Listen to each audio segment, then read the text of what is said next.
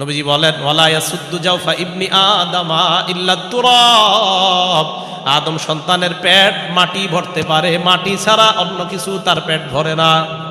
ওর পেটটা মাটিয়ে ভরে, মাটি দিলে ওর পেট ভরে যায়, না হয় ওর আশাগুলা দুনিয়াতে থেকে যায়। হ্যাঁ হ্যাঁ, আপনাকে মাটি দেওয়ার পর আপনার পেট ভরবে, তো আপনি যে কিছুদিন পর পচে গলে শেষ হয়ে যাবেন, এই অবস্থাটার কথা স্মরণ করা। আব্দুল্লাহ ইবনে মাসউদ রাদিয়াল্লাহু তাআলা আনহু একটা বর্ণনা শোনেন, সহিহ বুখারী 6417 নম্বর হাদিসের বর্ণনা। খত্ত রাসূলুল্লাহ সাল্লাল্লাহু আলাইহি ওয়াসাল্লাম খত্তান মুরাব্বাআ, অঙ্কের ছাত্র যারা আছেন, নবীজি সাল্লাল্লাহু আলাইহি সাল্লাম একটা চতুর্ভুজ আঁকলেন। কি আঁকলেন? চতুর্ভুজ আঁকলেন। ওয়া খাত্তা খাত্তান ফিল ওয়াসাতি খারিজা মিন, মাঝখান থেকে একটা দাগ দিলেন, যেই দাগটা চতুর্ভুজের বাহিরে নিলেন। খুব ভালো করে বুঝবেন, একটা চতুর্ভুজ, মাঝে একটা দাগ, এই দাগটা চতুর্ভুজের বাহিরে।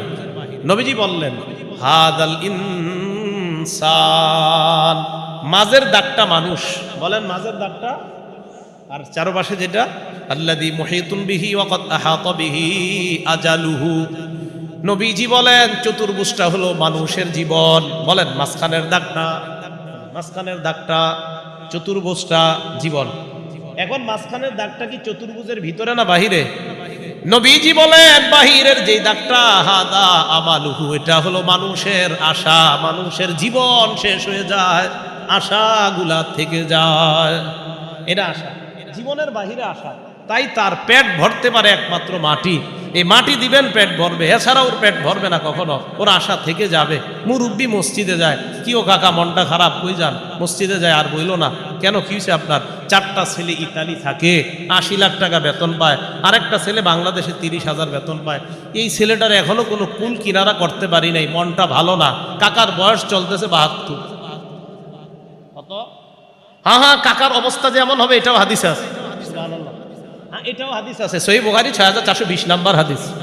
আবু হুরায়রা রাদিয়াল্লাহু তাআলা আনহু বলেন লা ইয়াজালু কলবুল কাবীরি শাবান ফিসনাতাইন, বুড়া মানুষের অন্তর দুই ক্ষেত্রে যুবক হয়। বলেন বয়স যত বাড়ে অন্তর যুবক হয় কয় ক্ষেত্রে? যার বয়স যত বাড়বে তার অন্তর যুবক হবে দুই ক্ষেত্রে। রাসূল সাল্লাল্লাহু আলাইহি সাল্লাম বলছেন, 1 নাম্বার ফি হুব্বিদ দুনিয়া, দুনিয়ার ভালোবাসার ক্ষেত্রে ওর ওর ওর যুবক হতে থাকবে অন্তর, দুনিয়ার ভালোবাসা। 2 ওয়াতুলিল আমাল, লম্বা আশা। ওই যে কাকার 5 নাম্বার ছেলে ইতালি না পাঠাইলে ওনার আর আশা শেষ হচ্ছে না, অথচ ওই 5 নাম্বারটারও পাঠানোর পর উনি আরো আশা করবে, কারণ নবীজি বলছে ওর জীবন শেষ হয়ে যাবে, আশা থেকে যাবে। ভাই কথা বুঝে আসছে তো? বলছিলাম আপনি যে মরে যাওয়ার পর আপনি পচে গলে শেষ হয়ে যাবেন, এই অবস্থাটা স্মরণ করা, এটাও আল্লাহকে লজ্জা পাওয়া। আবার আগের কথায় আসেন, লজ্জা কয় প্রকার? 1 নাম্বার কাকে লজ্জা পাওয়া, বাস। 2 ফেরেশতাদেরকে লজ্জা পাওয়া। ফেরেশতাদেরকে লজ্জা পাওয়ার উদাহরণ সূরা ইনফিতরের 10 নাম্বার থেকে আল্লাহ আলোচনা করেন। আল্লাহ পাক রব্বুল আলামিন বলেন ওয়া ইন্না আলাইকুম লাহাফিজিনা কিরামান কাতিবিনা ইয়ালামুনা মা তাফআলুন।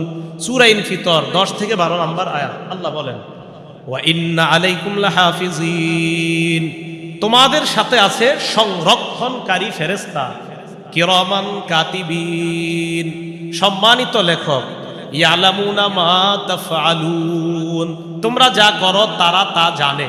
আচ্ছা, আপনি রাতের বেলা ঘুমিয়ে যখন ঘুমাবেন, বিছানায় শুয়ে শুয়ে আপনি মোবাইলে অশ্লীল কিছু দেখতেছেন, জানেন সূরা আলাকের 14 নম্বর আয়াতে আল্লাহ বলেন আপনার যদি লজ্জা থাকে, দেখেন আল্লাহ সূরা আলাকের 14 নম্বর আয়াতে বলেন আলাম ইয়ালাম বিআন্নাল্লাহা ইয়ারা, ছি ছি, সে কি জানে না আমি আল্লাহ তাকে দেখি, সে কি করছে এগুলা? মহাপরিচালক জামিয়া ইসলামিয়া বাবুনগর মাদ্রাসা, আল্লামা মোহাম্মদ ইয়াহিয়া দামাত বরকাতুহুল আলিয়া, মহাপরিচালক দারুল উলুম মুঈনুল ইসলাম হাটহাজারী মাদ্রাসা, আল্লামা মুফতি রুহুল আমিন খতিব জাতীয় মসজিদ বাইতুল মোকাররম ঢাকা, বিশেষ অতিথিবৃন্দ, মাহফিলের সম্মানিত সভাপতি মাওলানা মাহমুদুল হাসান ফতেহপুরী, সভাপতি আলামিন সংস্থা, উপস্থিত হযরত উলামায়ে কেরাম, মাদ্রাসার ছাত্র, স্কুল কলেজ ইউনিভার্সিটির ছাত্র ভাইয়েরা, সর্বস্তরের মুসলমান ভাইয়েরা এবং বিভিন্ন বাসা বাড়ি থেকে পর্দার আড়ালে অবস্থানরত মা বোনেরা, আল্লাহ পাক রব্বুল আলামিনের দরবারে শুকরিয়া আদায় করছি, আল্লাহ আমাদেরকে এই মাহফিলে উপস্থিত হওয়ার তৌফিক দান করেছেন, সকলে বলি আলহামদুলিল্লাহ। আমি আপনাদের সামনে সূরা আরাফের 22 নম্বর আয়াতে কারিমা তেলাওয়াত করেছি। আমরা আমাদের জীবনের দেহের মধ্যে একটা অবিচ্ছেদ্য অংশের নাম হলো কলব। এই কলবের মধ্যে আমাদের সমাজের মধ্যে একটা জিনিসের অভাবের কারণে আমরা অনেক কিছু করার পরেও আমাদের দ্বারা বিভিন্ন গুনাহের কর্ম সংগঠিত হয়ে যায়। তো আমাদের কলবের মধ্যে যেই জিনিসটার সবচেয়ে বর্তমানে অভাব, এটার নাম হলো হায়া, লজ্জা। বলেন কি? লজ্জা। লজ্জাশীলতার এত অভাব, যার কারণে আমরা অনেকে বিভিন্ন ইবাদত সব ঠিকভাবে করার পরেও লজ্জাশীলতার অভাবে আমাদের কারণে আমাদের দ্বারা এমন এমন গুনাহ হয়ে যায়, যেই গুনাহগুলো আসলে একজন নামাজি থেকে আশা করা যায় না। তো এই জন্য আমরা আমাদের জীবনে বর্তমানে সবচাইতে বেশি যে জিনিসটার অভাব দেখা যায়, সেটা হলো লজ্জাশীলতার অভাবের কারণে মানুষ যা মন চায় মানুষ তাই করতেছে। সর্বপ্রথম আপনাদেরকে আমি এই লজ্জাশীলতার ব্যাপারে 12টি কথা বলবো, খুব মনোযোগ সহকারে আমরা শুনব। 1 নাম্বার কথা, মানুষ জন্মগতভাবে লজ্জার স্বভাব নিয়ে জন্মগ্রহণ করে, এরপরেও মানুষ নির্লজ্জ হয়ে যায়। কিন্তু প্রথমত আমাদেরকে মনে রাখতে হবে, মানুষ জন্মগতভাবেই লজ্জার স্বভাব নিয়ে জন্মগ্রহণ করে। সূরা আরাফের 22 নম্বর আয়াতে আল্লাহ বলেন, ফালাম্মা যাকাশ শাজারাতা বাদাত লাহুমা সাওআতুহুমা ওয়া তাফিকা ইয়াখসিফানি আলাইহিমা মিন ওয়ারাকিল জান্নাহ। আদম এবং হাওয়া আলাইহিমাস সালাতু ওয়াস সালাম জান্নাতের ওই গাছের ফল ভক্ষণ করলেন, যেই গাছের ফল ভক্ষণ করতে আল্লাহ নিষেধ করেছেন। বাদাত লাহুমা সাওআতুহুমা, তাদের দুজনের লজ্জাস্থান দুজনের সামনে প্রকাশ হয়ে গেল ওই ফল ভক্ষণ করার কারণে। ওয়া তাফিকা ইয়াসিফানি আলাইহিমা মিন ওয়ারাকিল জান্নাহ। আদম এবং হাওয়া আলাইহিমাস সালাতু ওয়াস সালাম খুব দ্রুত নিজেদেরকে জান্নাতের পাতা দ্বারা ঢাকতে লাগলেন। এখন ওনারা যে জান্নাতের পাতা দিয়ে নিজেদেরকে ঢাকতে লাগলেন, কেন ঢাকলেন? ওনাদেরকে কে বলল ঢাকার জন্য? সেখানেই দুইজন ছাড়া তো আর কেউ নাই। ওনাদের আকল, ওনাদের স্বভাব, ওনাদের রুচি ওনাদেরকে বলে দিয়েছে যে বিষয়টা লজ্জার, তাড়াতাড়ি তোমরা নিজেদেরকে ঢাকো।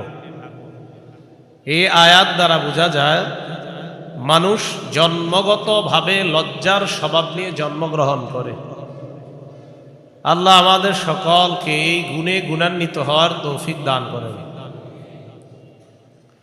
সূরা আরাফের 26 নম্বর আয়াতে আল্লাহ বলেন, ইয়া বনি আদম ক্বাদ আনজালনা আলাইকুম লিবাসান ইউয়ারি সাওআতিকুম ওয়া রিশা। হে আদম সন্তান, আমি তোমাদেরকে পোশাক দিলাম, ইউয়ারি সাওআতিকুম ওয়া রিশা, যেই পোশাক তোমাদের লজ্জাস্থান ঢেকে রাখবে। ওয়া রিশা, সাজসজ্জা অবলম্বন সৌন্দর্যতার জন্য আমি আল্লাহ তোমাদেরকে পোশাক দান করলাম। এগুলো 1 নাম্বার কথা। লজ্জা এটা মানুষের একটা স্বভাবগত বৈশিষ্ট্য, মানুষ লজ্জার স্বভাব নিয়ে দুনিয়াতে আসে। তো এই লজ্জাশীলতার আমরা যেন লজ্জাশীল হতে পারি, এই জন্য আল্লাহ আমাদেরকে পোশাক দান করলেন। 2 নাম্বার কথা, ওয়াহাব ইবনে মুনাব্বিহ রহমতুল্লাহ আলাই বলেন, আল ঈমানু উরিয়ান ওয়া লিবাসুহু আত-তাকওয়া ওয়া যিনাতুহু আল হায়া। ওয়াহাব ইবনে মুনাব্বিহ রাহমাতুল্লাহি আলাইহি বলেন, ঈমান হলো একটা খোলা জিনিসের নাম, ঈমানের পোশাক হলো তাকওয়া। ঈমানের সৌন্দর্যতা হলো লজ্জা। যার যত বেশি লজ্জাশীলতা অর্জন হবে তার ঈমান তত বেশি সৌন্দর্যমণ্ডিত হবে। 3 নাম্বার, সলফে সালিহিন উলামায়ে কেরামের বক্তব্য, মান কাসাহুল হায়া সাওবা লাম ইয়ারান নাস আইবা। যে ব্যক্তি লজ্জার পোশাক পরিধান করবে, মানুষ তার দোষ ত্রুটিগুলা দেখতে পায় না। আল্লাহ পাক রব্বুল আলামিন ওই ব্যক্তি লজ্জাশীলতার গুণ তার কলবের মধ্যে থাকার কারণে আল্লাহ তার দোষ ত্রুটি মানুষের থেকে আড়াল করে দেয়। 4 নাম্বার, লজ্জা ইসলামের স্বতন্ত্র বৈশিষ্ট্য। বলেন তো, লজ্জা ইসলামের স্বতন্ত্র বৈশিষ্ট্য। ইবনে মাজাহ হাদিসের কিতাব, হাদিস নাম্বার 4181 নাম্বার হাদিস। عن أنس بن مالك رضي الله تعالى عنه قال قال رسول الله صلى الله عليه وسلم। আনাস ইবনে মালিক রাদিয়াল্লাহু তাআলা আনহুর বর্ণনা, আল্লাহ নবী বলেন, ইন্না লিকুল্লি দীনিন খুলুকা ওয়া খুলুকুল ইসলামি আল হায়া। প্রত্যেকটা ধর্মের একটা স্বতন্ত্র বৈশিষ্ট্য আছে। ইসলাম ধর্মের স্বতন্ত্র বৈশিষ্ট্যের নাম হলো লজ্জা। বলেন, ইসলাম ধর্মের স্বতন্ত্র বৈশিষ্ট্যের নাম লজ্জা। এর মানে যে ব্যক্তি লজ্জাশীলতার গুণে গুণান্বিত হবে, আল্লাহ পাক রব্বুল আলামিন তাকে ইসলামের স্বতন্ত্র বৈশিষ্ট্য মণ্ডিত হওয়ার তৌফিক দান করবেন। 5 নাম্বার, লজ্জা ঈমানের অঙ্গ। বলেন, লজ্জা ঈমানের। মুসলিম শরীফের 59 নাম্বার হাদিস। আর আমাদের মাদ্রাসার পাঠ্যপুস্তক অনুসারে 35 নাম্বার হাদিস। 59 নাম্বার হাদিস হবে, তাকরার সহ মোট হাদিসের সংখ্যা হবে 7453। আর আমাদের মাদ্রাসার পাঠ্যপুস্তক অনুসারে হাদিসের সিরিয়াল হবে 35। এই ক্ষেত্রে মুসলিম শরীফের হাদিস হবে মোট 3033টা। তো 3033টা আন্তর্জাতিকভাবে ফলো করা হয় মুসলিম শরীফের হাদিসের নাম্বারগুলা, অন্যগুলা মিলে যাবে। عن أبي هريرة رضي الله تعالى عنه قال قال رسول الله صلى الله عليه وسلم। আবু হুরায়রা রাদিয়াল্লাহু তাআলা আনহুর বর্ণনা, আল্লাহ নবী বলেন, আল ঈমানু বিদউ ওয়া সাবউনা আও বিদউ ওয়া সিত্তুনা শু'বা ফাআফযালুহা কাওলু লা ইলাহা ইল্লাল্লাহ ওয়া আদনাহা ইমাতাতুল আযা আনিত তারিক। আবু হুরায়রা রাদিয়াল্লাহু তাআলা আনহুর বর্ণনা, রাসূল আকরাম সাল্লাল্লাহু আলাইহি সাল্লাম বলেন, ঈমানের 70টি শাখা অথবা 60টি শাখা। এর মধ্যে সবচেয়ে শ্রেষ্ঠ শাখা হলো লা ইলাহা ইল্লাল্লাহ ওয়া আদনাহা ইমাতাতুল আযা আনিত তারিক। সবচেয়ে নিম্ন শাখা হলো রাস্তা থেকে কষ্টদায়ক বস্তু সরায়া দেওয়া। রাস্তা থেকে কষ্টদায়ক বস্তু সরায়া দেওয়ার আমলটা, এটা অনেক দামি আমল। সহিহ বুখারী 652 নাম্বার হাদিসের বর্ণনা, قال رسول الله صلى الله عليه وسلم بينما رجل يمشي بطريق وجد غصن شوك على الطريق। নবীজি বলেন, কোন উম্মত রাস্তা দিয়ে যখন যায়, যাওয়ার সময় যদি রাস্তার মধ্যে কাঁটাযুক্ত ডাল পায়, ইটের টুকরা পায়, কলার সিলকা পায়, রাস্তা থেকে যদি এই কষ্টদায়ক বস্তু সরায় দেয়, শাকারাল্লাহু লা, ওই মুহূর্তে ওই বান্দার উপর আল্লাহ খুশি হয়ে যায়। ওয়া গফারা লা, তার আগের সব গুনাহগুলো আল্লাহ মাফ করে দেয়। এই জন্য রাস্তা থেকে কষ্টদায়ক বস্তু সরায়া দেওয়া, এই আমলটা কইরেন রাস্তাঘাটে যখন চলবেন। আল্লাহ আমল করার তৌফিক দান করেন। মুসলিমের হাদিস শোনাইতেছিলাম, এখান থেকে বুখারীর হাদিসে গেলাম।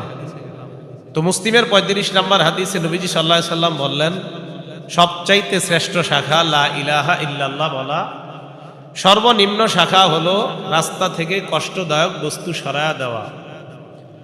হাদিসের শেষে নবীজি বলেন, ওয়াল হায়াউ শু'বাতুম মিনাল ঈমান, লজ্জা হলো ঈমানের অঙ্গ। ইবনে মাজার হাদিসে জানলাম লজ্জা ইসলামের স্বতন্ত্র বৈশিষ্ট্য। মুসলিমের হাদিস থেকে জানলাম লজ্জা হলো ঈমানের অঙ্গ। এগুলো 5 নাম্বার কথা। 6 নাম্বার কথা, আমার এই দুটি আঙ্গুলের দিকে তাকান, ঈমান আর লজ্জা একসাথে থাকবে। বলেন, ঈমান আর লজ্জা একসাথে। ঈমান যেই জায়গায় থাকে এই জায়গাটার নাম কলব। অতএব কলবের সাথে, এই কলবের মধ্যে ঈমান থাকে, আর ওই কলবে ঈমানের সাথে লজ্জা এই একসাথে থাকতে হবে। বলেন, লজ্জা আর ঈমান আলাদা থাকবে না একসাথে? একসাথে। একটা কিতাব আছে হাদিসের নাম আল জামিউস সগীর। এই কিতাবের 1959 নাম্বার হাদিস, 1959। عن عبد الله بن عمر رضي الله تعالى عنهما قال قال رسول الله صلى الله عليه وسلم, আব্দুল্লাহ ইবনে ওমর রাদিয়াল্লাহু তাআলা আনহুমার বর্ণনা, আল্লাহ নবী বলেন, ইন্নাল ঈমান ওয়াল হায়া কুরিনা জামিআ। নবীজি বলেন, ঈমান আর লজ্জা একসাথে থাকার নাম। ফাইযা রুফিয়া আহাদুহুমা, নবী বলেন একটা যদি উঠে যায়, রুফিয়াল আখর, আরেকটা উঠে যায়। লজ্জা যদি আপনার কমে যায়, ঈমান আপনার কমে যাবে। লজ্জা কমতে কমতে ঈমান পাওয়ারলেস হয়ে যাবে। বলেন নাউজুবিল্লাহ। রাসূল সাল্লাল্লাহু আলাইহি সাল্লাম বলেন, লজ্জা আর ঈমান একসাথে থাকার নাম। লজ্জা কমে যাবে, ঈমান কমে যাবে। ঈমান থাকার জায়গা হলো কলব। লজ্জাও ঈমানের সাথে কলবের মধ্যে থাকতে হবে। লজ্জা যদি কমে, ঈমান কমবে। লজ্জা যত কমবে, মানুষের ঈমান তত কমবে। আল্লাহ আমাদের সকলকে এই ঈমান আর লজ্জাশীলতা একসাথে দিলে যেন রাখতে পারি, আল্লাহ তৌফিক দান করেন। 7 নাম্বার কথা, লজ্জাশীলতার ঠিকানা হলো জান্নাত। বলেন, লজ্জাশীলতার ঠিকানা জান্নাত। তিরমিজি শরীফের 2009 নম্বর হাদিস। عن أبي هريرة رضي الله تعالى عنه قال قال رسول الله صلى الله عليه وسلم الحياء من الإيمان والإيمان في الجنة। নবীজি সাল্লাল্লাহু আলাইহি ওয়াসাল্লাম বলেন, লজ্জা ঈমানের অন্তর্ভুক্ত, ঈমানের ঠিকানা হলো জান্নাত। হাদিসের মাধ্যমে বোঝা যায়, লজ্জা যদি আপনার বেড়ে যায়, ঈমানের পাওয়ার বেড়ে যাবে। ঈমান যদি বেড়ে যায়, তত দ্রুত আল্লাহর জান্নাতের মেহমান। তাহলে লজ্জাশীলতার ঠিকানা জান্নাত। লজ্জা ঈমানের অন্তর্ভুক্ত, ঈমানের ঠিকানা হলো জান্নাত। ঈমানের জায়গা হলো কলব, লজ্জার জায়গাও কলব। ঈমানের ঠিকানা জান্নাত। তো লজ্জা যত বাড়বে, ঈমান তত বাড়বে। ঈমান যত বাড়বে, তত দ্রুত আল্লাহর জান্নাতের মেহমান হওয়া যাবে। ওয়ালবাযাউ মিনাল জাফা ওয়াল জাফাউ ফিন্নার। নির্লজ্জতা এটা দুর্ব্যবহারের অঙ্গ। দুর্ব্যবহারের ঠিকানা জাহান্নাম। বলেন, নির্লজ্জতার ঠিকানা জাহান্নাম। বলেন তো, নির্লজ্জতার ঠিকানা কোথায়? জাহান্নাম। আমাদের দেশে আমাদেরই একদল বোন কিছুদিন আগে এক জায়গায় গিয়ে বলল, আমরা পোশাকের স্বাধীনতা লাভ করব। আমার যেই পোশাক মন চায় আমি সেই পোশাক পরিধান করব। আমি মেয়ে মানুষ, তো কি হয়েছে, আমার মন চাইলে আমি শর্ট পোশাক পরবো, মন চাইলে বড়, মন চাইলে যেমন পোশাক পরব। এর কিছুদিন পর আমাদেরই এক ভাই বলল, আমি পুরুষ মানুষ, তো কি হয়েছে, আমার মন চাইলে আমি মেয়েদের পোশাক পরব। তা আসলে এই বিষয়গুলো এটা কেন? মানুষের নির্লজ্জতা যখন বেড়ে যায়, তখন মানুষ এই জাতীয় কথা বলে। পশ্চিমা অসভ্যতা আর কৃষ্টি কালচার, শয়তান কিছু মানুষের উপর সওয়ার হয়ে আমাদের এই মুসলিম দেশের মধ্যে পুরা দেশের তরুণ তরুণী আর যুবক যুবতীর মধ্যে ছড়িয়ে দেওয়ার একটা পায়তারা করে, যেন এদেশের মুসলিম যুবক যুবতীদেরকে নির্লজ্জ আর বেহায়া বানাতে পারে। এই নীল নকশা শয়তান কিছু নারী আর পুরুষের মাধ্যমে করতেছে। তো আমাদের দেশের একদল বোন এটা না বুঝে করছে।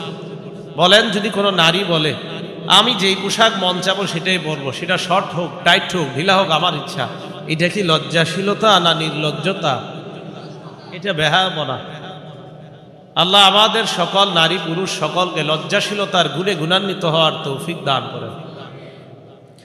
৮ নাম্বার কথা, লাজুক ব্যক্তিকে আল্লাহ ভালোবাসে। বলেন তো, লাজুককে কে ভালোবাসে?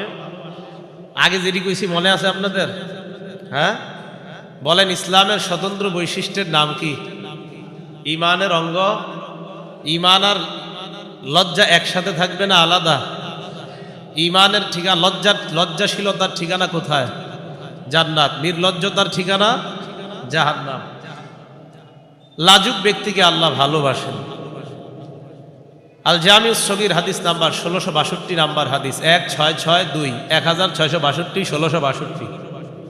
عن أبي هريرة رضي الله تعالى عنه قال قال رسول الله صلى الله عليه وسلم إن الله إذا أنعم على عبد نعمة يحب أن يرى أثر النعمة عليه। আবু হুরায়রা রাদিয়াল্লাহু তাআলা আনহুর বর্ণনা, আল্লাহ নবী বলেন, আল্লাহ পাক রব্বুল আলামিন যখন কোন বান্দাকে নেয়ামত দান করে, ওই বান্দার নেয়ামতটা প্রকাশ পাক, নেয়ামতের নিদর্শন দেখা যাক, এই নেয়ামতের নিদর্শন দেখাটা আল্লাহ পছন্দ করেন।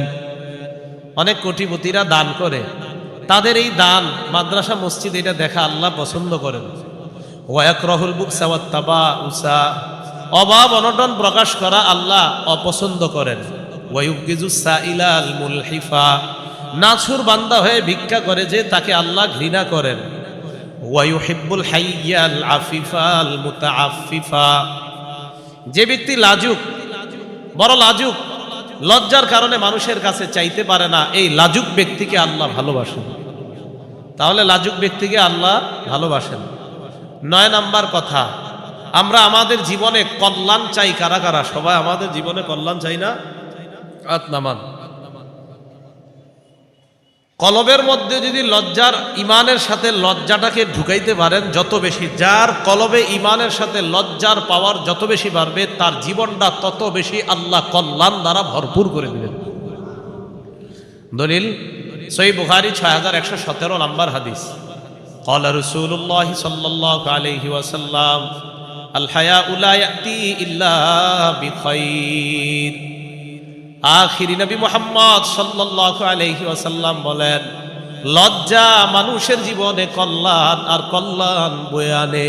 যে ব্যক্তির যত বেশি লজ্জা, এই লজ্জা নামক গুণটা আপনার জীবনে তত বেশি কল্যাণ বয়ে আনবে। আপনি যদি লাজুক হন, লজ্জা নামক গুণটাই আপনার জীবনে কল্যাণ বয়ে আনবে।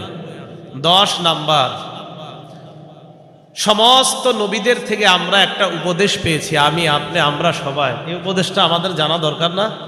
সহিহ বুখারী 6120 নাম্বার হাদিস। عن أبي مسعود رضي الله تعالى عنه قال قال رسول الله صلى الله عليه وسلم إن مما أدرك الناس من كلام النبوة الأولى إذا لم تستحي فاصنع ما شئت। নবীজি বলেন, সমস্ত নবীদের থেকে মানুষ একটা উপদেশ পেয়েছে, সব নবীদের থেকে মানুষ একটা উপদেশ গ্রহণ করেছে।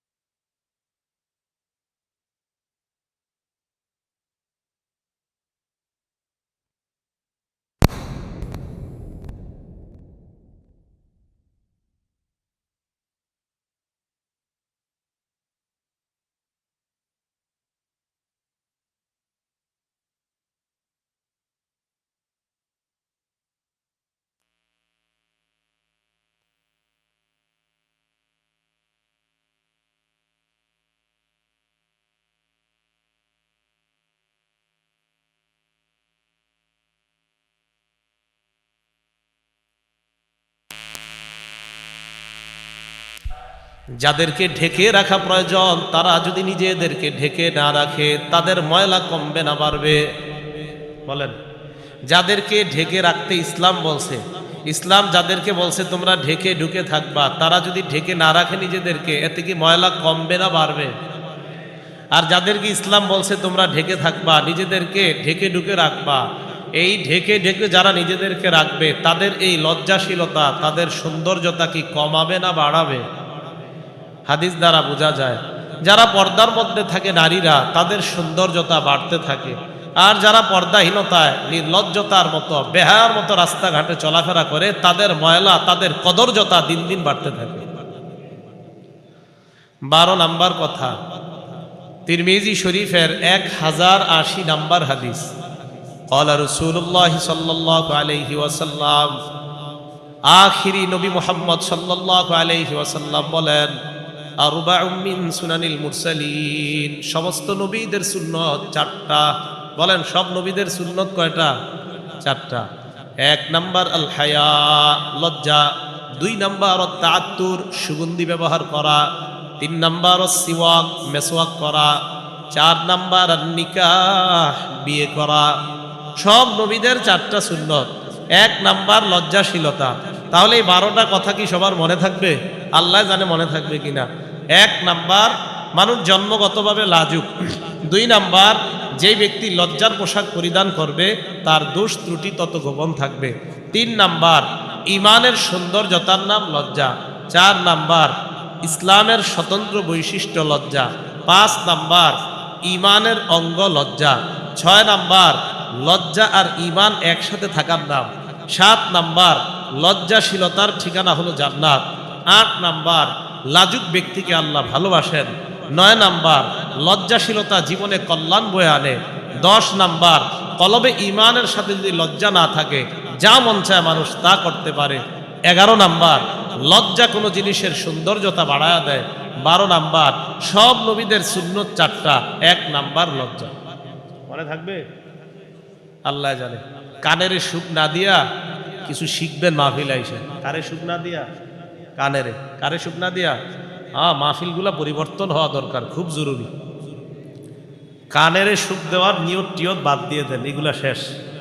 এই কানেরে সুখ না দিয়া কিছু শিখার জন্য মাহফিলে আসবেন। আর কত এরকম কানেরে সুখ দিবেন আর হুদাহুদি কতক্ষণ লাফালাফি করবেন। কানেরে সুখ না দিয়া এই দিলেরে সুখ দেন, এতে কাজ হবে। আল্লাহ আমাদের সকলকে এই মাহফিলের পবিত্র মঞ্চগুলাকে পবিত্র রাখার তৌফিক দান করেন। 12 নাম্বার বলছিলাম সব নবীদের সুন্নত 4টা। 1 নাম্বার লজ্জা। আমাদের নবীজি কেমন লাজুক ছিলেন একটু জানেন? সহিহ বুখারী হাদিস নাম্বার 6102 নাম্বার হাদিস, 6119 নাম্বার হাদিস। এই 2টা হাদিসের মধ্যে আসছে, কানা রাসূলুল্লাহ সাল্লাল্লাহু আলাইহি ওয়াসাল্লাম আশাদ্দা হায়াআম মিনাল আযরা'i ফি কিদরিহা। একজন কুমারী নারী, যেই নারীটার বিয়ে হয় না, এই নারী কুমারী মেয়েটা পর্দার আড়ালের মধ্যে যতটা লাজুক লজ্জাশীলতার কারণে এই মেয়েটা কখনো বাহিরে যায় না। মেয়েটার ব্যাপারে এলাকায় প্রসিদ্ধি আছে, অমকের মেয়েটা বড় লাজুক লজ্জাবতী মেয়ে, এই মেয়েটার চাইতে লজ্জাবতী আর কেউ নাই। সাহাবারা বলেন, একটা মেয়ে পর্দার আড়ালে কুমারী মেয়ে যার বিয়ে হয় নাই, এই মেয়েটা যত লজ্জাবতী, আল্লাহর নবী এই লজ্জাবতী নারীর চাইতে আরো বেশি লাজুক ছিলেন। আমাদের নবীকে আল্লাহ এত লাজুক বানিয়েছেন, সুবহানাল্লাহ। সহিহ বুখারীর 349 নাম্বার হাদিসের বর্ণনা, রাসূল সাল্লাল্লাহু আলাইহি সাল্লাম মেরাজে গেছেন। মেরাজ থেকে আসার সময় মুসা আলাইহিস সালাতু ওয়াস সালামের সাথে সাক্ষাৎ। তো মুসা আলাইহিস সালাতু ওয়াস সালাম বললেন, কি নিয়ে আসছেন? তো নবীজি বললেন, খমসিনা সালাত, 50 নামাজ, যেটা আমাদের দেশে যারা শুধু কোরআন মানে তারা মানতে চায় না এটা। তো যাই হোক, 50 ওয়াক্ত নামাজ। তো নবীজি সাল্লাল্লাহু আলাইহি ওয়াসাল্লাম বললেন 50 নামাজ। মুসা আলাইহিস সালাতু ওয়াস সালাম বললেন, আপনি আপনার রবের কাছে যান, কমায় আনেন। নবীজি যায়, আল্লাহ কমায়া দেয়। আবার মুসা নবীর কাছে আসলে মুসা নবী আবার পাঠায়, আবার নবীজি যায়, আবার কমায়া দেয়। তো আপনারা জানেন, কমাইতে কমাইতে 45 ওয়াক্ত কমানোর পর আছে আর 5 ওয়াক্ত। নবীজি রওনা করলেন, মুসা নবী বললেন, কি নিয়ে যান? পাঁচ ওয়াক্ত নামাজ, মুসা নবী কয়েক রাজি রব্বাক, আপনি আবার যান রবের কাছে। এটাও আপনার উম্মত পড়বে না ঠিক মতো, আপনি যান। নবীজি বললেন ইস্তাহইয়াইতু মির রব্বি, আমি আমার রবকে লজ্জা পাইতেছি। আবার কিভাবে রবের কাছে কমানোর জন্য বলতে যাই। তো আমাদের নবীজি সাল্লাল্লাহু আলাইহি সাল্লাম লজ্জার কারণে আর নামাজ কমানোর কথা আল্লাহর কাছে বলতে পারে নাই। আল্লাহ বলে দিলেন হাবিব লা ইউবাদদালুল কাউলু লাদাইয়া, আমার কথার কোনো পরিবর্তন হবে না। আপনি যান উম্মত, পাঁচ ওয়াক্ত নামাজ পড়বে, আমার কথা আগেরটাই, 50 ওয়াক্তের সওয়াব দান। তাহলে নবীজি আল্লাহকেও লজ্জা পাইলেন। নবীজির লজ্জার ব্যাপারে আরেকটা হাদিস শোনেন, হাদিসের অনুবাদটা শ্রদ্ধার সাথে শুনবেন, কেউ হাসবেন না। সহিহ বুখারী 314 নাম্বার হাদিসের বর্ণনা। আম্মা জান আয়েশা সিদ্দিকা রাদিয়াল্লাহু তাআলা আনহার বর্ণনা, তিনি বলেন এক নারী নবীজি সাল্লাল্লাহু আলাইহি সাল্লামের কাছে আসছে মাসআলা জিজ্ঞাসা করার জন্য। কি মাসআলা? আমাদের মা বোনরা প্রত্যেক মাসে আল্লাহ প্রদত্ত একটা অসুস্থতার সম্মুখীন হয়। এই অসুস্থ স্কিন, তুমি কস্তুরীর একটা টুকরা নিবা, ফাতাতাহহারি বিহা, কস্তুরীর এই টুকরা দ্বারা তুমি পবিত্রতা অর্জন করবা। মহিলা আবার প্রশ্ন করলেন কাইফা আতাতাহহারু ইয়া রাসূলুল্লাহ, আমি কিভাবে পবিত্রতা অর্জন করব? নবীজি বললেন তাতাহহারি বিহা, যেভাবে বললাম ওইভাবে পবিত্রতা অর্জন করো। নারী আবার তৃতীয়বার বললেন কাইফা ইয়া রাসূলুল্লাহ, হুজুর কিভাবে? নবীজি বললেন তাতাহহারি বিহা সুবহানাল্লাহ। বাংলাটা শুনেন এরকম, আরে আশ্চর্য তো, তোমাকে না বলতেছি কিভাবে পবিত্রতা অর্জন করবা। সুবহানাল্লাহ, আশ্চর্য তো, তুমি বুঝতেছো না? আমি বারবার বলতেছি এই টুকরা দ্বারা পবিত্রতা অর্জন করো। আম্মা জান আয়েশা বলেন ফাস্তাবাস্তুহা, নারীকে আমি টান দিয়ে নিয়ে আসলাম। আনার পর বললাম তাতাব্বাই বিহা আসারাদ দাম, এই তুমি বারবার নবীর এক প্রশ্ন করো, তুমি নাপাকির যে নিদর্শন আছে, এই নাপাকির নিদর্শন এই কস্তুরীর টুকরা দ্বারা তুমি পবিত্র করবা। এটাই আল্লাহ রাসূল সাল্লাল্লাহু আলাইহি সাল্লাম তোমাকে বারবার বুঝাইতে চাইতেছেন। হাদিসের মধ্যে নবীজি কেন এটা বলতেছিলেন না? আম্মা জান আয়েশা সিদ্দিকা সহ সাহাবায়ে কেরামের বক্তব্য, নবীজি লজ্জার কারণে ওই নারীকে পুরা কথাটা বলতে পারতেছিলেন না। তাই আম্মা জান আয়েশা সিদ্দিকা রাদিয়াল্লাহু তাআলা আনহা বলেন, আরে বুঝো না, সংক্ষেপে বললে নবী এটা বুঝাইতে চাইতেছেন। তো এই লজ্জার কারণে নবী সাল্লাল্লাহু আলাইহি সাল্লাম ওই নারী বারবার বলতেছে। নবী ওই অপবিত্র কথাটা যে বলবে, এটা নবীজি বলতে পারতেছিলেন না শুধু লজ্জার কারণে। নবীজি কেমন লাজুক ছিলেন? আবু দাউদ শরীফের 4788 নাম্বার হাদিস, ইদা বালাগাহু আনির রাজুলি সেই, নবীজির কাছে যখন কোনো ব্যক্তির ব্যাপারে কোনো অভিযোগ আসতো, এত লাজুক ছিলেন নবী বলতে পারতেন না মা বালু ফুলান, অমকের কি হলো, এটা বলতে পারতেন না। নবী বলতেন মা বালু আকওয়াম, অমক অমক এলাকার কি হলো, ওই এলাকার মানুষগুলা এমন এমন কাজ করে। অপরাধী কিন্তু একজন, ওই এক অপরাধীরে বোঝানোর জন্য নবী বলতেন ওই ওই এলাকার মানুষগুলার কি হইল। এলাকার মানুষ কিন্তু অপরাধ করছে এক এলাকার, কিন্তু নবীজি বলতেন মা বালু আকওয়াম, অমক অমক এলাকাগুলার কি হলো যে তারা এই এই অপরাধ করে, অথচ অপরাধ করছে একজন। ওই একজনের নবী বুঝানোর জন্য বলতেন অমক অমক এলাকা। এটা কেন? নবীজি লজ্জায় অপরাধীকে সরাসরি এটা বলবে মানুষের সামনে, এটা বলতে পারতেন না। এতটা লাজুক ছিলেন রাসূলুল্লাহ সাল্লাল্লাহু আলাইহি সাল্লাম। লজ্জা 4 প্রকার। বলেন লজ্জা কয় প্রকার? 4 প্রকার। 1 নাম্বার আল হায়াউ মিনাল্লাহ, আল্লাহকে লজ্জা পাওয়া। 2 নাম্বার আল হায়াউ মিনাল মালাইকা, ফেরেশতাদেরকে লজ্জা পাওয়া। 3 নাম্বার আল হায়াউ মিনান নাস, মানুষকে লজ্জা পাওয়া। 4 নাম্বার আল হায়াউ মিনান নাফস, নিজেকে লজ্জা পাওয়া। বলেন তো লজ্জা কয় প্রকার? 1 নাম্বার আল্লাহকে লজ্জা পাওয়া, 2 নাম্বার ফেরেশতাদেরকে লজ্জা পাওয়া, 3 নাম্বার মানুষ মানুষকে লজ্জা পাওয়া, 4 নাম্বার নিজেকে লজ্জা পাওয়া। আল্লাহকে লজ্জা পাওয়ার 2টি দৃষ্টান্ত দেই, ভালো করে শোনেন। 1 নাম্বার দৃষ্টান্ত তিরমিজি শরীফের 2458 নাম্বার হাদিসের বর্ণনা। ক্বালা রাসূলুল্লাহ সাল্লাল্লাহু আলাইহি ওয়াসাল্লাম, নবীজি সাল্লাল্লাহু আলাইহি ওয়াসাল্লাম বলেন ইস্তাহিয়ু মিনাল্লাহি হাক্কাল হায়া, তোমরা আল্লাহকে যথাযথভাবে লজ্জা পাও। সাহাবারা বলেন ইন্না লানাস্তাহি ওয়াল হামদুলিল্লাহ, আমরা আল্লাহকে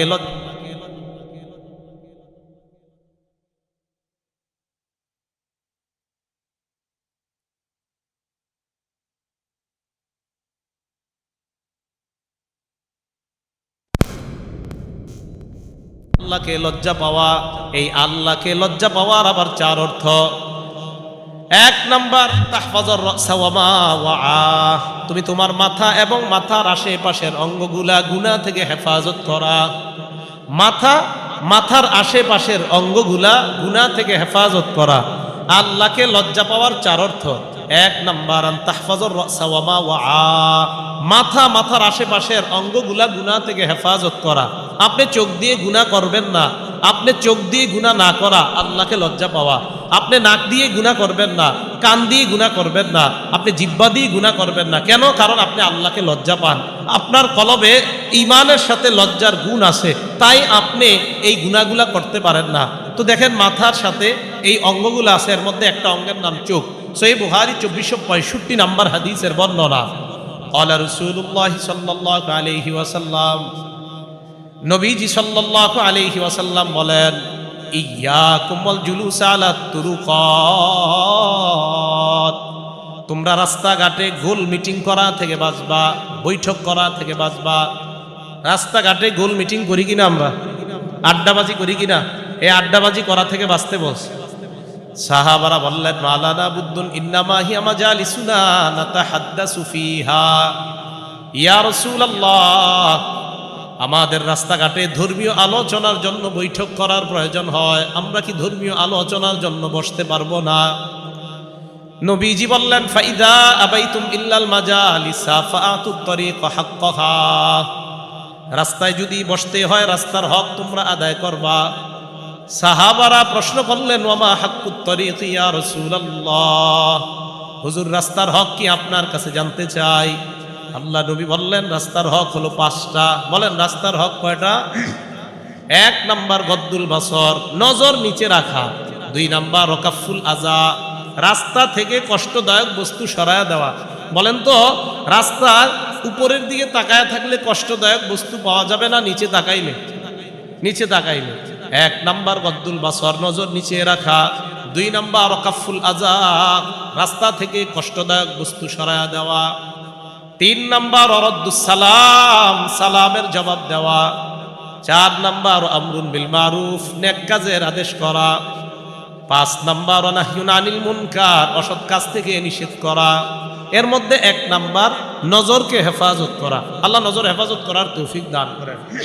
এই নজর দিয়ে যার দিকে দেখা হারাম, একবার তার উপর নজর পড়ে যাওয়ার পর দ্বিতীয়বার তার দিকে আপনি ইচ্ছা করে নজর দিলেন, আর আপনার ভিতরে কোনো কুমন্ত্রণা ধারণা করলেন, আপনি নজরের জিনা করে ফেললেন। সহিহ বুখারী 6612 নাম্বার হাদিস। ক্বালা রাসূলুল্লাহ সাল্লাল্লাহু আলাইহি ওয়াসাল্লাম, নবীজি বলেন, ইন্নাল্লাহা কাতাবা আলা ইবনি আদম হাজ্জাহু মিনাজ জিনা আদরাকা যালিকা লা মাহালা। নবীজি বলেন, নিশ্চয়ই আল্লাহ আদম সন্তানকে জিনার পরীক্ষা দ্বারা পরীক্ষা করবে। এই পরীক্ষা আদম সন্তান পড়বে, এতে কোনো সন্দেহ নাই। আলেম সর্বসাধারণ সবাই এই পরীক্ষায় পড়বে। দেখেন তো এই পরীক্ষায় পড়ছেন কিনা আগে শোনেন। ফাজিনাল আইনি আন্নাজ, চোখের জিনা হলো দেখা। বলেন, চোখের জিনা কি? দেখা। এই কথাগুলো একটু জোরে বললেন। বলেন তো, চোখের জিনা কি? যেই নারীকে রাস্তায় দেখা হারাম, সেই নারীকে নাটক সিনেমায় দেখা। এই হারামের আওয়াজটা আনফরচুনেটলি হালকা হয়ে গেল কেন? বলেন, যেই নারীকে রাস্তায় দেখা হারাম, তাকে নাটক সিনেমায় দেখা। এই আওয়াজটা প্রথমেই ছিল, দ্বিতীয়বার কেন হলো না? কারণ এই গুনাহে ম্যাক্সিমাম লোক সারাদিন নামাজ পড়ে, রাতে শুয়া শুয়া মোবাইল দেখে।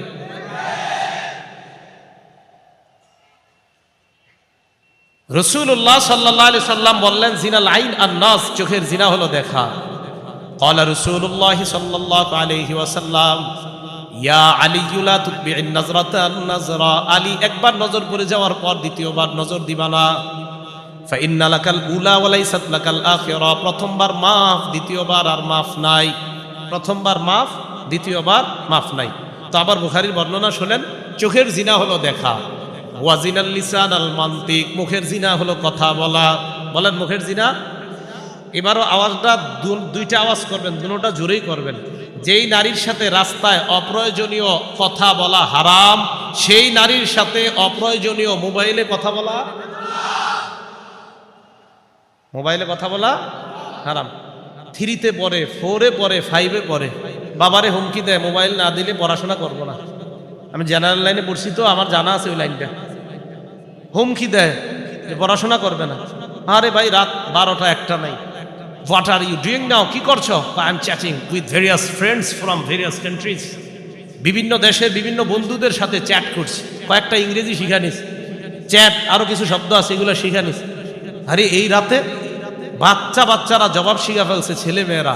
ইটস আওয়ার ফ্রিডম, এটা আমাদের স্বাধীনতা। We are in modern civilization, আমরা আধুনিক সভ্যতায় আছি। এই আধুনিক সভ্যতায় এটা কোনো ব্যাপার না, রাত 1টা 2টায় কথা বলাটা কোনো ব্যাপার না। এটার নাম সভ্যতা না, এটা অসভ্যতা, এটা বেহায়াপনা, এটা নির্লজ্জতা। 4 সন্তান পয়দার জন্য এই অবস্থা হয়েছে। এটার নাম আবার সভ্যতা কিভাবে? এটার নাম নাকি সভ্যতা? আল্লাহ আমাদেরকে বুঝার তৌফিক দান করেন। এটার নাম সভ্যতা না, সন্তানকে শেষ করে দিয়েন না। ওয়াজিনাল লিসান আল মান্তিক, মুখের জিনা হলো কথা বলা। ওয়াজিনাল ইয়াদ আল বাত, হাতের জিনা স্পর্শ করা। কলবের মধ্যে যখন কারো হায়া থাকবে ইমানের সাথে, তখন চোখের জিনা, হাতের জিনা এগুলা তার দ্বারা হবে না, কারণ সে আল্লাহকে লজ্জা পায়। কারে লজ্জা পায়? মনে আসেনি আল্লাহরে লজ্জা পাওয়ার কয় অর্থ? ভুলে গেছেন কয় অর্থ? হ্যাঁ, লজ্জা 4 প্রকার। এক, আল্লাহরে লজ্জা পাওয়া। আল্লাহরে লজ্জা পাওয়ার আবার 4 অর্থ। এক, আন তাহফাজুর রাসা ওয়া মা ওয়া, মাথার আশেপাশের অঙ্গগুলা গুনাহ থেকে হেফাজত করা। 2 নাম্বার, ওয়া আন তাহফাজুল বাতনা ওয়া মা হাওয়া, পেট আর পেটের আশেপাশের অঙ্গগুলা গুনাহ থেকে হেফাজত করা। পেটের আশেপাশে হাত আছে, পা আছে, লজ্জাস্থান আছে, এইগুলা গুনাহ থেকে হেফাজত করা। সহিহ বুখারী 6474 নম্বর হাদিসের বর্ণনা। ক্বালা রাসূলুল্লাহ সাল্লাল্লাহু আলাইহি ওয়াসাল্লাম, নবীজি সাল্লাল্লাহু আলাইহি ওয়াসাল্লাম বলেন, মাই ইয়াজমাননি মা বাইনা লিহিয়াইহি মা বাইনা লাহিয়াইহি ওয়া মা বাইনা রিজলাইহি আজমান লাহুল জান্নাহ।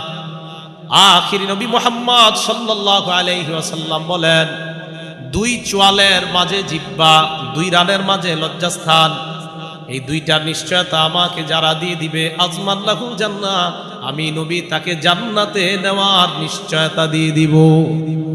আমি তাকে জান্নাতে নেওয়ার জামিন হব, আমি জিম্মাদার হব। আল্লাহ আমাদের সকলকে জিহ্বা, লজ্জাস্থান, আশেপাশের অঙ্গগুলা আমরা যেন হেফাজত করতে পারি, আল্লাহ তৌফিক দান করেন। এর মাঝে হাত আর জিহ্বা, এই 2টা হেফাজত করা। এক হাদিসে সহিহ বুখারী 6474 জানলাম জিহ্বা আর লজ্জাস্থান। তিরমিজি শরীফের 2504 নম্বর হাদিসের মধ্যে আছে, সুইলা রাসূলুল্লাহ সাল্লাল্লাহু আলাইহি ওয়াসাল্লাম আইয়ুল মুসলিমিনা আফযল। রাসূলুল্লাহ সাল্লাল্লাহু আলাইহি সাল্লামকে জিজ্ঞাসা করা হলো, কোন মুসলমান শ্রেষ্ঠ? নবীজি জবাব দিলেন, মান সালিমাল মুসলিমুনা মিন লিসানিহি ওয়া ইয়াদিহি, যেই মুসলমানের জবান এবং হাতের কষ্ট দেওয়া থেকে অন্য মুসলমান নিরাপদ থাকে, এই মুসলমানকে নবীজি দুনিয়ার শ্রেষ্ঠ মুসলমান বলে ঘোষণা করলেন। তাহলে আল্লাহকে লজ্জা পাওয়ার প্রথম যেই 2টা জানলাম, মাথার আশেপাশের অঙ্গগুলা গুনাহ থেকে হেফাজত করা, পেট আর পেটের আশেপাশের অঙ্গগুলা গুনাহ থেকে হেফাজত করা, মানে টোটাল পুরা বডিটা গুনাহ থেকে হেফাজত করা। এটা তখন সম্ভব যখন কলবের মধ্যে ঈমানের সাথে লজ্জাশীলতা খুব বেশি পরিমাণে ঢুকবে। আল্লাহ আমাদের সকলকে ঈমান আর লজ্জাকে একসাথে কলবে যেন রাখতে পারি, আল্লাহ তৌফিক দান করুন। 3 নাম্বার, ওয়া তাতাযাক্কারুল মাউতা ওয়াল বিলা, আল্লাহর ভয়ে মরণকে স্মরণ করা। জি, আপনি মারা যাবেন, এই বিষয়টা স্মরণ করা, এটাও আল্লাহকে লজ্জা পাওয়া। যখন আপনি মরণের স্মরণ বেশি করবেন, তখন আপনার দ্বারা গুনাহ কম হবে। 4 নাম্বার, ওয়াল বিলা, এই যে আপনাকে আমরা মাটি দিয়ে আসবো, কবরে দাফন করে আসবো, আসার পর আপনাকে এই যে মাটি দিয়ে দাফন করে আসলাম, আপনি না কিছুদিন পর আপনার দেহটা পচে গলে শেষ হয়ে যাবে। এই যে আপনার দেহ পচে যাবে, এই পচে যাওয়ার অবস্থাটা স্মরণ করা। পচে যাওয়ার অবস্থা, আদম সন্তানের পেট মাটি ছাড়া কিছুই ভরতে পারে না। জানেন তো আপনারা? জানেন?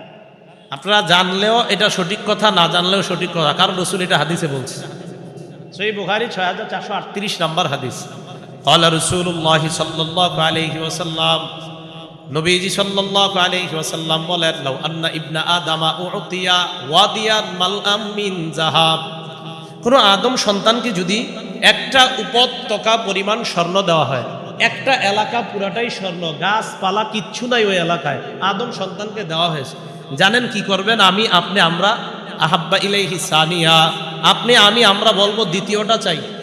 একটা এলাকা স্বর্ণ পাওয়ার পরেও বলবো দ্বিতীয়টা চাই। নবীজি বলেন ওয়ালাউ উতিয়া সানিয়া আহাব্বা ইলাইহি সালিসা, দ্বিতীয়টা দেওয়ার পর বলবে তৃতীয়টা চাই। নবীজি বলেন ওয়ালা ইয়াসুদ্দু জাওফা ইবনি আদামা ইল্লা তুরাব, আদম সন্তানের পেট মাটি ভরতে পারে, মাটি ছাড়া অন্য কিছু তার পেট ভরে না। ওর পেটটা মাটি ভরে, মাটি দেয় ওর পেট ভরে যায়, না হয় ওর আশাগুলা দুনিয়াতে থেকে যায়। হ্যাঁ হ্যাঁ, আপনাকে মাটি দেওয়ার পর আপনার পেট ভরবে, তো আপনি যে কিছুদিন পর পচে গলে শেষ হয়ে যাবেন, এই অবস্থাটার কথা স্মরণ করা। আব্দুল্লাহ ইবনে মাসউদ রাদিয়াল্লাহু তাআলা আনহু একটা বর্ণনা শুনেন, সহিহ বুখারী 6417 নম্বর হাদিসের বর্ণনা। খত্ত রাসূলুল্লাহ সাল্লাল্লাহু আলাইহি ওয়াসাল্লাম খত্তান মুরাব্বাআ, অঙ্কের ছাত্র যারা আছেন, নবীজি সাল্লাল্লাহু আলাইহি সাল্লাম একটা চতুর্ভুজ আঁকলেন। কি আঁকলেন? চতুর্ভুজ আঁকলেন। ওয়া খাত্তা খাত্তান ফিল ওয়াসাতি খারিজা মিন, মাঝখান থেকে একটা দাগ দিলেন, যেই দাগটা চতুর্ভুজের বাহিরে নিলেন। খুব ভালো করে বুঝবেন, একটা চতুর্ভুজ, মাঝে একটা দাগ, এই দাগটা চতুর্ভুজের বাহিরে। নবীজি বললেন হাদাল ইনসান, মাঝের দাগটা মানুষ, বলেন মাঝের দাগটা, আর চারপাশে যেটা আল্লাযী মুহীতুন বিহি ওয়া ক্বাদ আহাতা বিহি আজালুহু।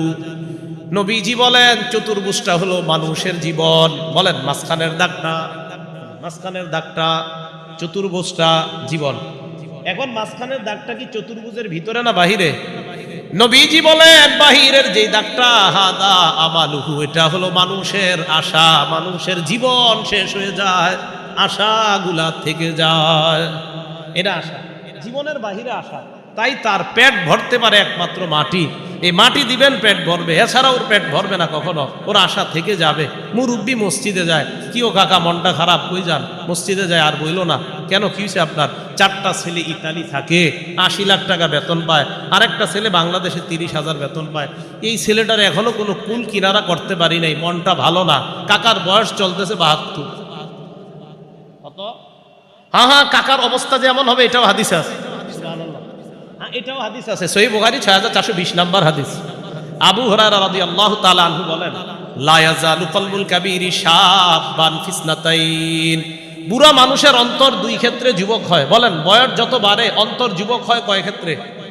যার বয়স যত বাড়বে তার অন্তর যুবক হবে দুই ক্ষেত্রে। রাসূল সাল্লাল্লাহু আলাইহি সাল্লাম বলছেন, 1 নাম্বার ফি হুব্বিদ দুনিয়া, দুনিয়ার ভালোবাসার ক্ষেত্রে ওর যুবক হতে থাকবে অন্তর, দুনিয়ার ভালোবাসা। 2 ওয়াতুলিল আমাল, লম্বা আশা। ওই যে কাকার 5 নাম্বার ছেলে ইতালি না পাঠাইলে ওনার আর আশা শেষ হচ্ছে না, অথচ ওই 5 নাম্বারটারও পাঠানোর পর উনি আরো আশা করবে, কারণ নবীজি বলছে ওর জীবন শেষ হয়ে যাবে, আশা থেকে যাবে।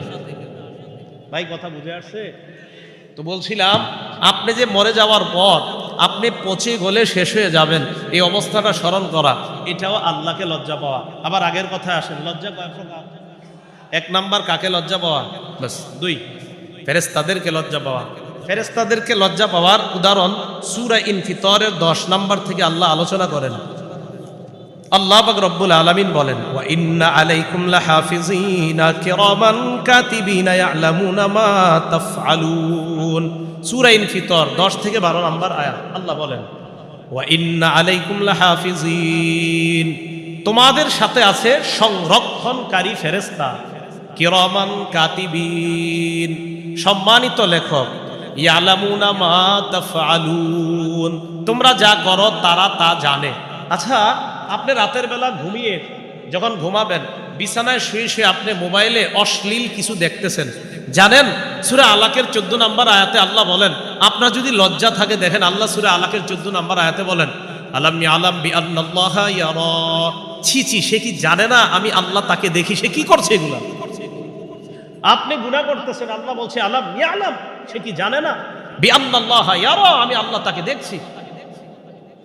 আপনার কলবে ইমানের সাথে লজ্জা ঢুকান, তখন আপনার লজ্জা আপনাকে বাধা দিবে, না না এই অশ্লীল জিনিস তুমি দেখতে পারো না। 1 2 ফেরেশতাদেরকে লজ্জা, ফেরেশতারা আপনাকে দেখে আপনি যা করেন, জানে আপনি যা করছেন তা লেখে। ফেরেশতারা জানে দেখে লেখে, ফেরেশতারা জানে দেখে লেখে আপনি যা করতেছেন। আল্লাহ আমাদের সকলকে এই প্রথম 2 প্রকার, আল্লাহকে লজ্জা পাওয়া, ফেরেশতাদেরকে লজ্জা পেয়ে গুনাহ থেকে যেন হেফাজত থাকতে পারি, তাই কলবে ঈমানের সাথে লজ্জার মিটার পাওয়ার যেন বাড়াইতে পারি, আল্লাহ তৌফিক দান করে। 3 নাম্বার মানুষকে লজ্জা পাওয়া, এটা একটু মন দিয়ে শোনেন। বিসমিল্লাহির রহমানির রহিম। আল্লাহুম্মা লাকাল হামদু ওয়া লাকাশ শুকর। আল্লাহুম্মা লাকাল হামদু ওয়া লাকাশ শুকর। মানুষকে লজ্জা পাওয়ার কয়েকটি দৃষ্টান্ত দেন।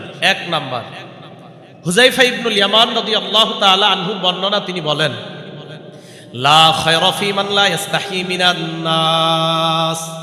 ওই ব্যক্তির মাঝে কোনো কল্যাণ নাই যে মানুষের লজ্জা পায় না। আপনি যদি আরেকজনের লজ্জা না পান, আপনার মাঝে কোনো কল্যাণ নাই।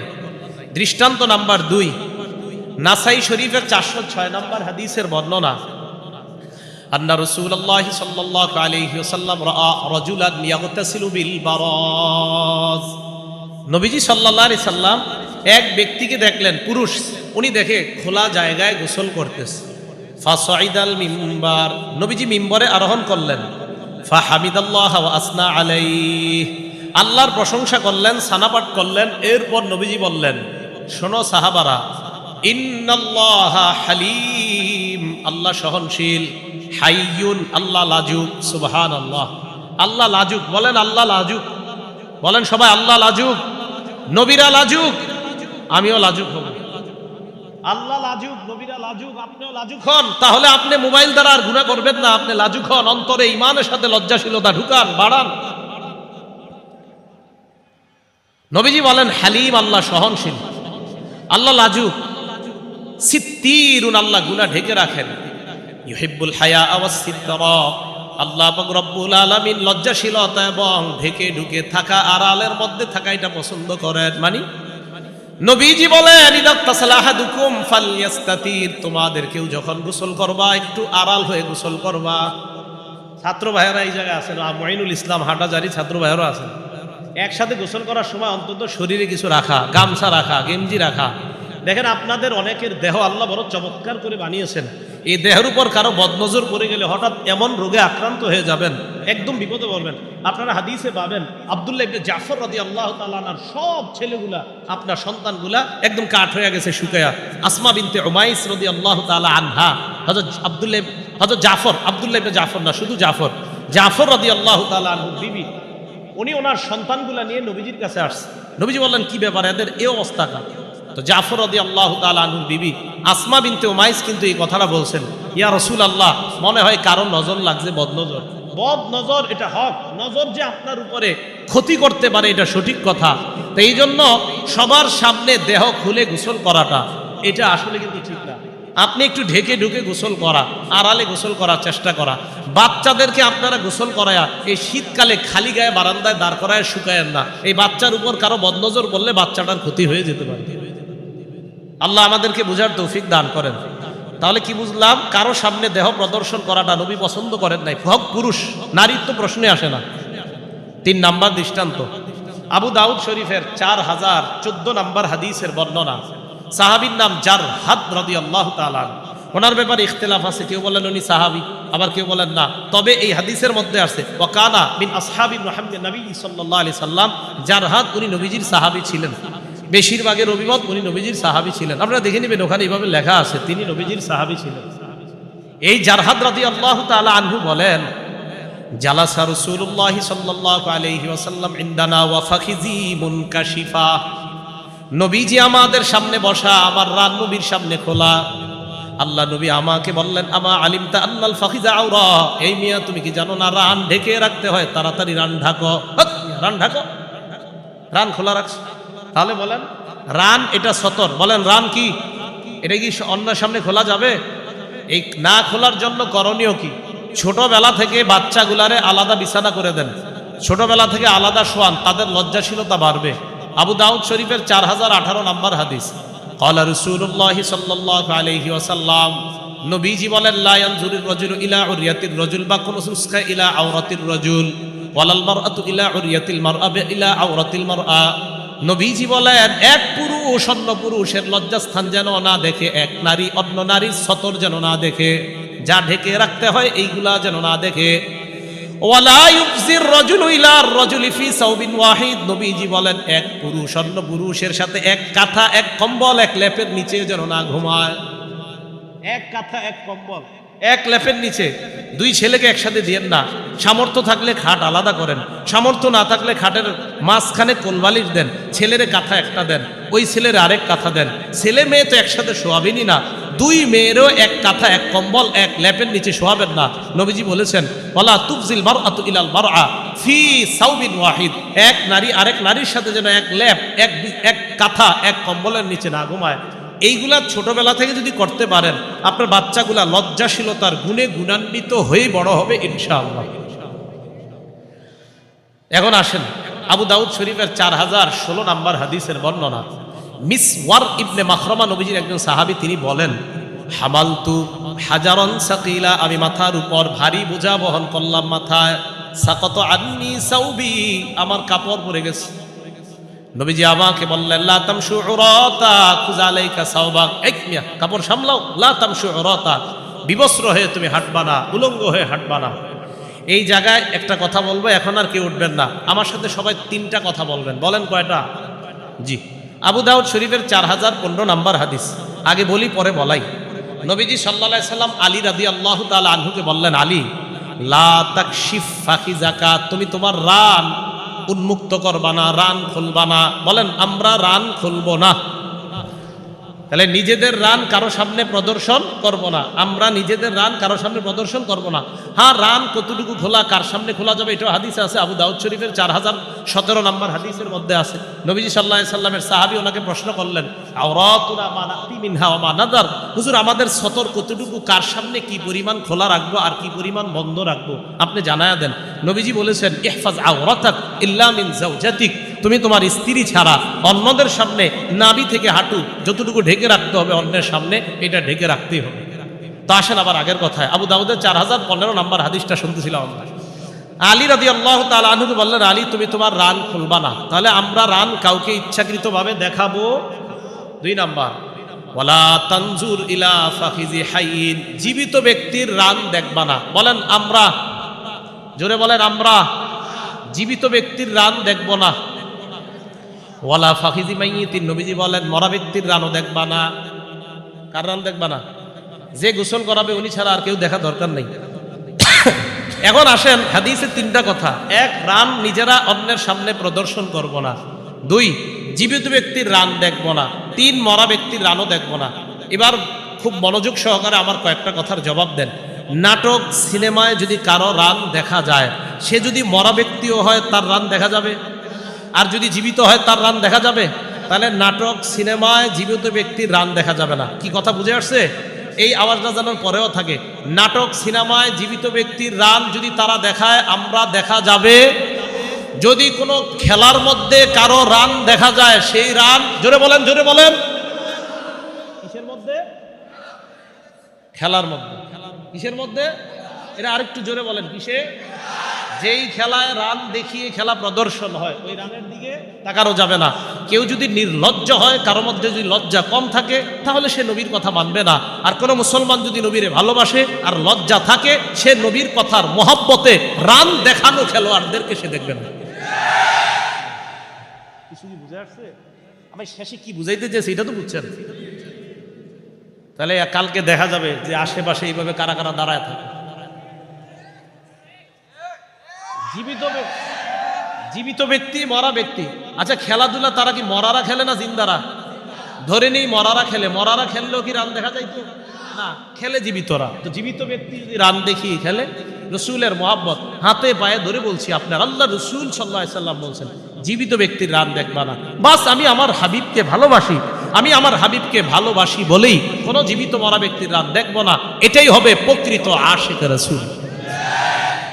আল্লাহ বুঝার তৌফিক দান করেন। লজ্জা কয় প্রকার?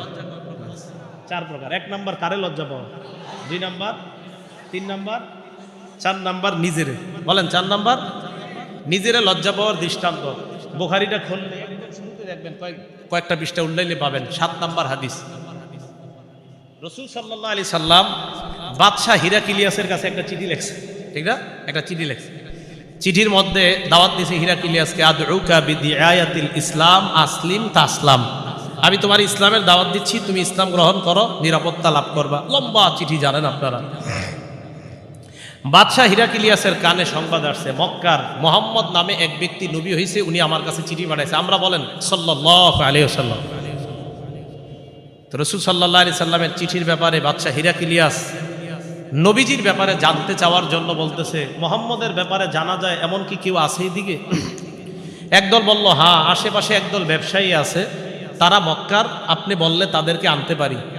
ব্যবসায়ীদের প্রধান যিনি ছিলেন তিনি আবু সুফিয়ান রাদিয়াল্লাহু তাআলা, যিনি তখনও মুসলমান হননি। মুসলমানদের বিপরীত দিকে যিনি প্রধান সেনাপতির ভূমিকা পালন করতেন আবু সুফিয়ান রাদিয়াল্লাহু তাআলা। বাদশার দরবারে ডাকার পর আবু সুফিয়ান রাদিয়াল্লাহু তাআলা আনহুকে সামনে বসাইছে, পিছনে অন্যান্য। বাদশাহ তার দুভাষীকে বললেন, আমি এই আবু সুফিয়ানকে যা যা প্রশ্ন করব মক্কার মুহাম্মদের ব্যাপারে সাল্লাল্লাহু আলাইহি ওয়াসাল্লাম, সে যেন সত্য কথা বলে, যদি কোনো মিথ্যা বলে পিছনের মানুষগুলা যেন তাকে সাথে সাথে বলে তুমি মিথ্যা বলো। আচ্ছা, আমরা কি মুসলমান না সবাই? আলহামদুলিল্লাহ, আশা করি আমরা সবাই মুসলমান। আবু সুফিয়ান রাদিয়াল্লাহু তাআলা আনহু তখনও মুসলমান হননি। তাকে সবার সামনে বসাইছে, একের পর এক নবীর ব্যাপারে প্রশ্ন করতেছে। আবু সুফিয়ান একের পরে এক নবী তার ওই সময় প্রধান শত্রু হওয়া সত্ত্বেও নবীর ব্যাপারে সবগুলা প্রশ্নের উত্তর একদম সত্য সত্য দিচ্ছে। এখন আবু সুফিয়ান কেন নবীর ব্যাপারে মিথ্যা বলতে পারে নাই? কি বলে দেখেন, লাউলাল হায়াউ মিন আইয়াসিরু আলাইয়া কাযিবা, আমার লজ্জা লাগছে আমি যদি মিথ্যা কথা বলি, আমার পিছনে যারা তারা যদি আমারে মিথ্যাবাদী বলে, ছি ছি, আমি লজ্জা পাইলাম নিজেরে, আমি কিভাবে একটা মিথ্যা কথা বলবো? আমি লজ্জা পাইলাম, মিথ্যাবাদী যদি আমারে কেউ বলে, এই শব্দটা আমি বরদাস্ত করতে পারবো না। কাফের থাকা অবস্থায়, একজন কাফের থাকা অবস্থায় তার বক্তব্য আমি মিথ্যাবাদী শব্দটা বরদাস্ত করতে পারবো না, তাই নবীর নামে একটা মিথ্যাও বলতে পারি নাই।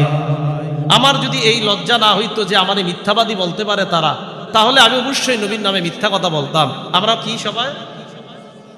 কি সবাই উঠতে বসতে, সকালে বিকালে, শুইতে ঘুমের আগে সর্বশেষ মিথ্যা কথা বলে শুই। হ্যাঁ, ঠিক না কথাটা? হ্যাঁ, মিথ্যা কথা বলে শোয়া। এই জন্য মিথ্যা কথা বলা যাবে না। অফিসে রওনা করছেন 9টার দিকে, বস জিজ্ঞাসা করতেছে কোথায় আছেন? তা আপনাদের এলাকার নাম তো আমি বেশি একটা জানিও না, ঢাকার কথা বলি। বস জিগায় কোথায় আছেন? মনে করেন গুলশান অফিস, উনি টঙ্গী আছে এখনো, আমি তো মোয়াখালী, তো গুলশান আর মোয়াখালী কাছাকাছি। বস মনে করে যাক কাছাকাছি এসে পড়ছে, আসলে উনি টঙ্গী। এটা কি সত্য হলো না মিথ্যা? এটা মিথ্যা কথা, পদে পদে মিথ্যা কথা বলতে। শুধু কি ওনারা, আমি আমাকে বলছি যে আমি আলোচক। আমারও আপনারা অনেক সময় প্রশ্ন করবেন ফোনে, হুজুর কই আছেন? আসলে আমি আসি এখনো কুমিল্লা। আমি যদি বলে ফেলি আমি তো ফেনী পার হয়ে গেছি, এটা কি সঠিক হলো না মিথ্যা কথা? হ্যাঁ, আমি যদিও আমাকে বলছি, বাকি কথাটা অনেক ভাবার আছে। কি আছে? হ্যাঁ, আলোচক। আমি আমাকেই বলছি, আলোচক আমি আমাকেই বলছি। আমি আসি কুমিল্লা, আমি কিভাবে বললাম যে আমি ফেনী পার? মিথ্যা কথা। হ্যাঁ, এটা মিথ্যা কথা। এটা যেভাবে বলেন এটা মিথ্যা কথা। এটা কিভাবে সত্য কথা? তো বলছিলাম, একজন কাফের থাকা অবস্থায় উনি মিথ্যা বলতে পারে না কেন? ওনাকে মিথ্যাবাদী বলবে। আল্লাহ আমাদের সকলকে কলবের মধ্যে ইমানের সাথে আমরা যেন হায়াটা অর্জন করতে পারি, তাহলে আমাদের কলবের মধ্যে ইমানটা মজবুত হবে। আল্লাহকে তখন লজ্জা পাওয়া, ফেরেশতাদেরকে লজ্জা পাওয়া, মানুষকে লজ্জা পাওয়া, নিজেকে লজ্জা পাওয়াটা তখন সহজ হয়ে যাবে। আল্লাহ পাক রব্বুল আলামিন আমাদের সকলকে লজ্জাশীলতার গুণে গুণান্বিত হয়ে আমরা যেন কবরে যাইতে পারি। সর্বশেষ আল্লাহর কাছে আবদার, আপনাদের আজকে যাদের সামনে বসলাম সবার সাথে যেন আবার আল্লাহ জান্নাতে দেখা করায়া দেয়। আমিন ওয়া আখিরু দাওয়ানা আলহামদুলিল্লাহি রাব্বিল আলামিন। আসসালামু আলাইকুম ওয়া রাহমাতুল্লাহ।